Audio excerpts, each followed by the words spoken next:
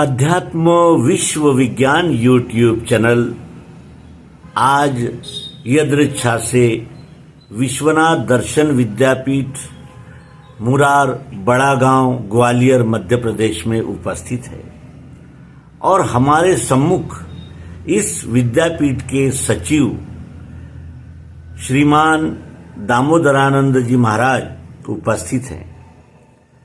इस अध्यात्म विज्ञान उपकेंद्र का संचालन श्री राकेशानंद जी महाराज करते थे और कुछ दिनों पूर्व ही उनका देहावसान हुआ, देह परिवर्तन हुआ।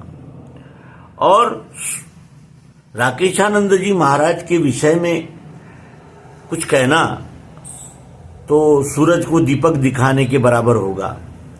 उनकी उदारता, उनकी सरलता और उनकी सर्वसमावेशकता और सबको लेकर, सबको जोड़कर चलने की प्रवृत्ति हम सबके लिए सदैव आदर्श बनी रहेगी और हम उनकी याद सदैव करते रहेंगे तब तक जब तक हमारे यानी हम में से व्यष्टि अहंकार न निकल जाए और सब कुछ प्राप्त होते हुए भी उनकी सरलता, निर्मलता और समर्पण हम सबके लिए सदैव आदर्शवत रहेगा।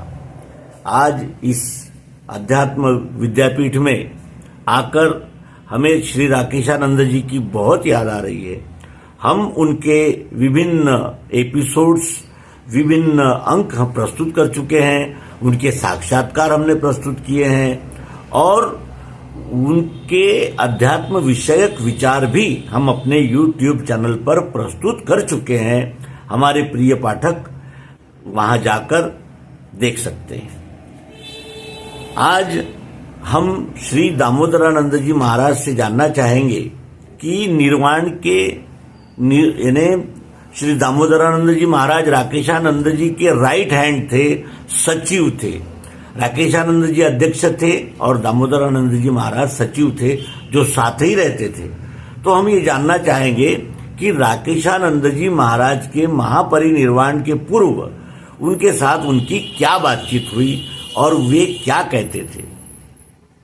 हाँ, नागपुर से श्री श्यानंद जी पधारे हुए हैं।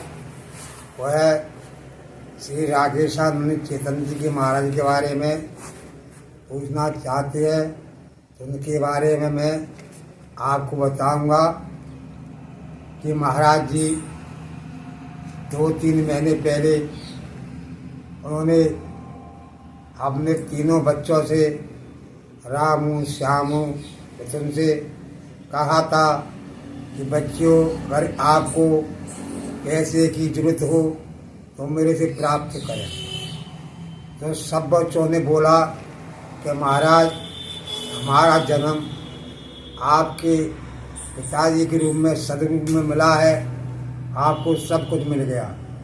आप इन पैसों से अपना जो कार्य करना चाहते हैं उस कार्य को करें। तो महाराज जी राकेशानंद जी बोले, पंडित जी मेरे पास 2 करोड़ रुपये हैं और मैं नर्मदा खंड और एवं पूरे भारत के ये विज्ञान शाला बनी हुई हैं उन पर अपन को भ्रमण करना है और सबको संचालित कराना है। करा के नहीं, मेरा यह विचार है कि पूरे भारत में भ्रमण करें और तो विज्ञान से ज़्यादा ज़्यादा प्रचार करें, क्यों आम जनता तक पहुँचे। और महाराज जी ने राष्ट्रपति को, प्रधानमंत्री को, मुख्यमंत्री को, सबको अपना अपना पत्र भेजा। पत्र के द्वारा उन्होंने इतना प्रचार किया कि मोदी जी का पत्र भी आया, मोहन सिंह का भी आया, वापसी का जवाब आया और उनको धन्यवाद बताया। महाराज जी कहते कहते हमको जो मालूम नहीं था कि महाराज जी इतने परिवर्तन हो जाएंगे। उनका स्वास्थ्य बिल्कुल ठीक था, अच्छा था। जनवरी के महीना में हम ओंकार से स्टार्ट किया था तो 1 तारीख के में ओंकार शुरू गए थे। वहाँ पर नर्मदा तट पर महाराज ने अपना उपदेश रखा। पूजा रखने के पर महेश्वर भी गए थे, वहाँ पे बहुत जनता आई थी, महाराज जी का स्वागत किया था। उसके बाद बाबूलाल अंतागढ़ जी के साथ में थे। उन्होंने कहा कि मैं महाराज आपका एक प्रोग्राम अपने रायगढ़ में रखना चाहता हूँ। तो वह बहुत जोर का स्वागत, बहुत जोर का प्रचार करना चाहते थे। तो महाराज जी का देव पर्वत 28 तारीख हो गया था, तो हमारा तो अधूरा रह गया। हमारी सोच, महाराज के विचार बहुत बड़ा था, पर वहाँ तक हम नहीं पहुँचे। फिर भी रायगढ़ गए थे, हम रामानंद जी दोनों गए थे, वहाँ पर हुआ। बाबूलाल जी ने अच्छा प्रचार किया, अच्छा सम्मेलन किया, अच्छे विज्ञानी आए थे। वहाँ से आने के बाद महाराज जी का तो इतना ध्येय था कि भारत में कैसे भी मैं इस विज्ञान को कैसे प्रचार करूं। कोई जनता में अब सुख आने की इच्छा है और समय भी आ गया, जाना समय नहीं है। तो ऐसे कहते कहते उन्होंने अपना शरीर ही त्याग दिया। त्यागने के बाद उनका यहाँ पे देह परतने के बाद 17 फरवरी को यहाँ पे उपदेश रखा गया। विभिन्न क्षेत्रों से विज्ञानी आए थे। छत्री जी का उपदेश हुआ था, गौरे जी का हुआ, पांडे जी भी आए और भी विज्ञानी आए थे, भंडारा हुआ था। अब उनकी यादगार में हम सब लोग यहाँ से ग्वालियर से आज 5 तारीख को यहाँ से रवाना होंगे, 5-6 लोग। रामानंद जी, मैं, भगवान सिंह यादव, फौजी भाई, सियानंद जी नागपुर से आ चुके हैं। हमारा प्रस्थान ओंकारेश्वर को होगा। उसके बाद हमारे यहाँ से 8 तारीख को और लोग जाएंगे यहाँ से, वहाँ पे महाराज जी का 9 तारीख को भंडारा होगा। सब विज्ञानियों से निवेदन है ज़्यादा संख्या में आने का कष्ट करें और नर्मदे हर। इतने कहने के बाद मैं अपनी वाणी समाप्त करता हूँ।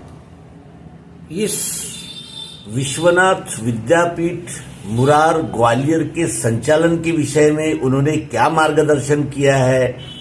आपको क्या कहा है कि मेरे बाद किस तरह ये विज्ञानशाला चले? महाराज ने कहा था कि उन सानिध्य में तो मैं रहता था। महाराज ने कहा, पंडित जी आप ही इसकी देख रेख करना, आप तो अब कोई यहाँ रहना ही है, आपको ही सब कार्य करना है। और साथ में मेरा भाई, छोटा भाई रामानंद जी मेरा सहयोग करता है और श्यामानंद जी है, सब परिवार का, उनका विज्ञानशाला का पूरा वैसे ही सहयोग कर रहे हैं बराबर।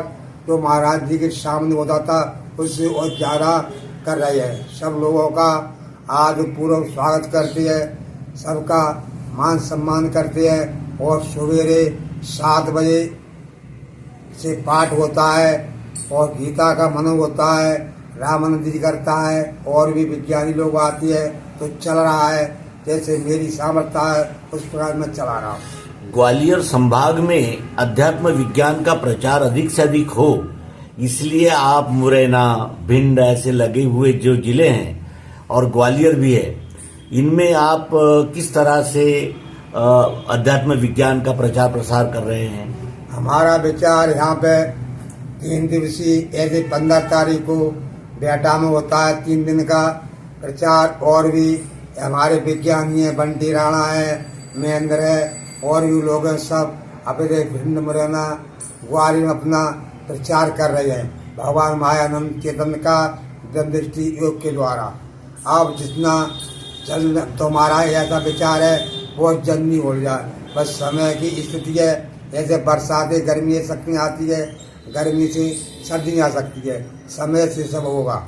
ये अध्यात्म विज्ञान में लोग अधिक जुड़ते क्यों नहीं हैं? क्या कारण है?